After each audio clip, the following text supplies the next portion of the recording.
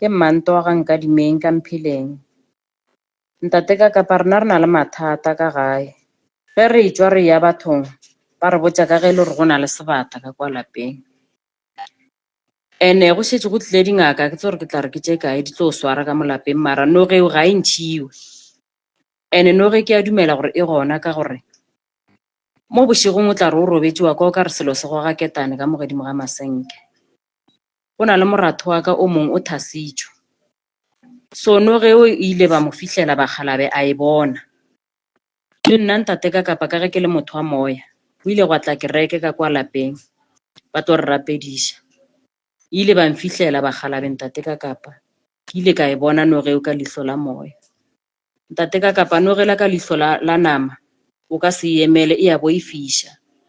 Ka mokgwa ke e boneng ka leihlo la moya e šetše e rephile wa e bona gore ntwe ke a kgale. Ene gape ntate ka Kapa tata gore na o hwile lehu le leng la semaka. Mogala bola o ile a swela ka ntlong mara diaparo tše ba di apere le mo ba robetše a senge go eswa.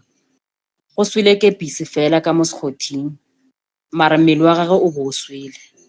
Letsogo la gagwe be le swele le lona.